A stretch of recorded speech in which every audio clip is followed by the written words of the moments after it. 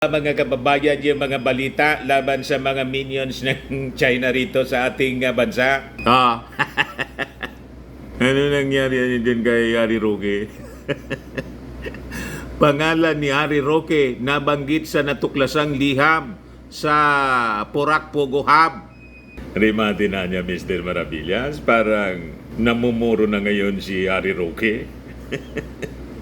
Wala kasing tigil sa propaganda po.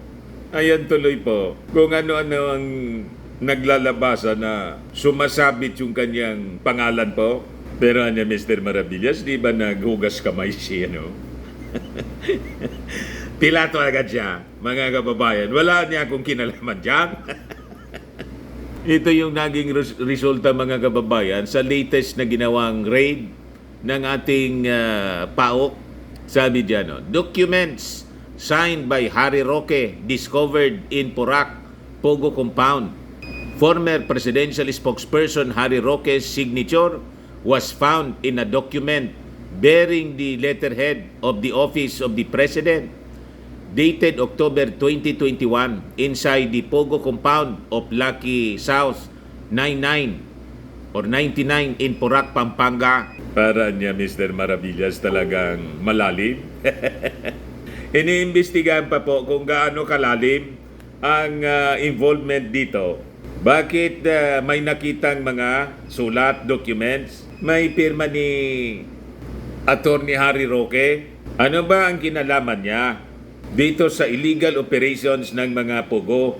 So sabi po dyan sa balita, isa yun sa tinitingnan natin kung magiging authentic yan at nakita natin yung ibang documents na galing sa palasyo noong 2021, malalaman natin kung bakit, para saan ang letter na yon.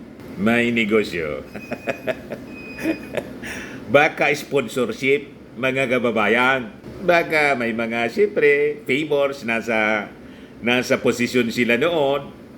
Alam nyo na po. So sabi po ng PAOK, spokesperson na si Winston John Casio, kailangan anya natin ng masosing investigasyon ang gawin natin kasi baka mamaya ginagamit lang ang government o kaya ginagamit kung yung isang pangalan ng tao na para lumabas na connected sila pero hindi naman. Yun yung ina-avoid natin. Sabi po ni Presidential Anti-Organized Crime Commission, PAOK, Undersecretary Gilbert Cruz. So makikita ninyo, fair po ang ating pamahalaan. Walang persecution ng kung sino-sino. Patas po. Hindi yung basta na lang isasabit yung isang tao. Kung wala magbase, di okay lang po.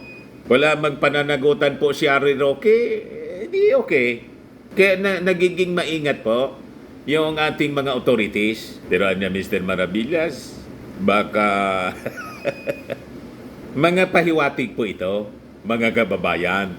So sabi dito sa balita, Roque, who is the lawyer for the real estate business, Whirlwind Corporation, which leases Lucky South 99, said that the document niya had nothing to do with the Pogo Hub. I take care niya of my reputation. That affidavit of support, walang kinalaman. We represent Whirlwind in an ejectment case in the Court of Appeal, sabi ni Roque. No problem. You can say what you want to say. Pero may vetting, di ba? Kaya natin na gawin ng ating mga members ng PAOK yung kanilang evaluation ng mga documents. Kung wala ka man talagang kinalaman, di wow. Di ba? Pero kailangan tingnan mabuti. So sabi diyan, during a news forum in Quezon City on Saturday, kahapon po, PAOK spokesperson Winston John Casio said the document has no criminal value for the investigation. Wala man pala niya, Mr. Maravillas, na criminal value. Anong problema mo? Wala man akong problema. Kung walang criminal value, di okay. At least for now.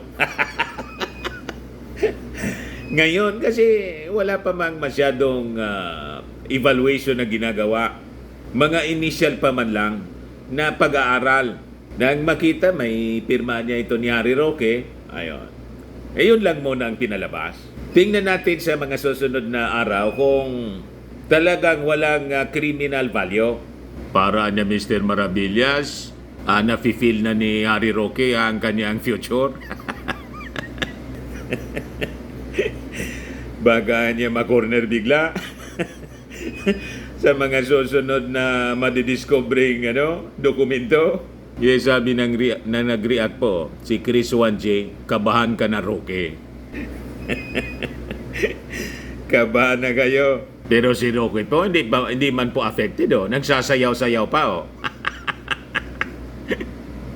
Pati yung kanyang patron na si Mao Dix bodots. Sabi po ni Nilo Fernandez, defensive agad. Wait for the result of the investigation, Roque. Sabi ni Allen Christopher Jacobe, kahit anong talino at husay talaga ng ibang tao, handang baliwalain ang prinsipyo at dangal pag nagpasilaw na sa pera. Napagdudahan ng mga kababayan tuloy. Sabi ni Aljon Lights, magtago ka na din. Sabi ni Romel Catalan, ibang klase din itong undersecretary na ito. Ina-avoid ang dinaldal mo sa yung ina. Avoid implied na yun na nga. Di kasi sinabi mo na lang na may dokumento sa loob ng Pogo at ginagawa niyo panang masosing pag-aaral. Ano itong dokumento na to? Parehas lang kayo ng kalaban niyo, madrama. Hindi pa nga po kasi na i-evaluate ng mabuti. Yung media po makukulit, dol-dol agad ng microphone sa mga authorities natin. So nagiging maingat sila, hindi nila sinasabing yun na talaga. Basta't nakita lang yung pirma. May pirma niya rito. Mga documents, may pirma ni Roque. Sabi ng isa pa rito, si Hector Malimbag, kaya siguro protektado si Alice ko siguro to, kung magkomento. Yun pala, masasangkot ang mga tauhan ng Malacanang in time of digong. Connecting the dots po, mga kababayan. Hindi kayo nakakalata na pag-issue po sa Pogo, masyadong agresibo po, galit na galit sa ginagawang operations, pati sa investigasyon kay Alice Go. Yung mga minions ni Mao Dix. Pagkatapos ngayon, yung propaganda nila, di ba niya yung China na mismo? Yung nagsabi na ibawal na niya yung Pogo.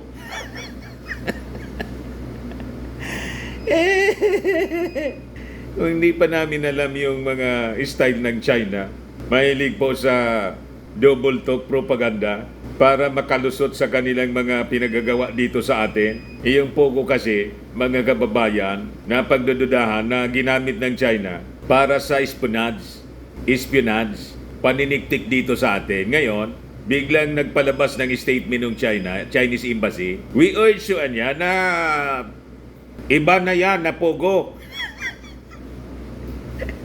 Para ma-confuse po yung mga Pilipino. Sabihin sila, kontra rin sa Pogo rito. Kontra kayo sa Pogo dyan sa inyo. Illegal sa inyo dyan sa China.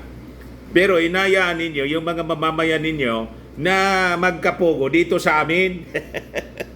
Kasi ginagamit nga ninyo yung Pogo operations. Yun ang lumabas dito sa investigasyon kay Alice Go po.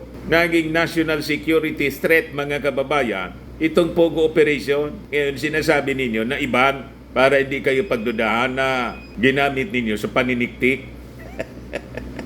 Huwag kami China. O ngayon, nabanggit natin si Alice Go, mga kababayan. Ito yung latest ngayon na balita tungkol sa kanya.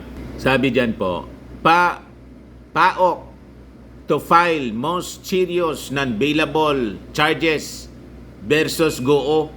Magsasampa pala sila, yung Presidential Anti-Organized Crime Commission, ng non-bailable case against Bambantarlac Mayor Alice Go before the Department of Justice, sabi dyan, over the alleged involvement with the Philippine Offshore Gaming Operators or POGOs. So sabi po ni kahapon ni spokesperson, PAOK spokesperson Winston John Casio na magpa-file po sila. We will meet as a body niya to finally decide on the charges kasi medyo marami ho. So ang usapan namin was we will focus on the most serious and non-bailable charges first, then we will follow through with the other charges later on. Madaling sabi, patong-patong pong kaso ang isasampa ng PAOK laban dito kay Bamban Mayor Alice Goo. Bilisan po ninyo kasi baka biglang na-file yung kaso, hindi na ninyo malocate, nagtago na rin tulad ni ni Pacquiao. Di ba? Ayan man lang po yung short video natin. Ako po si Dante Maravillas. Bye-bye. God bless.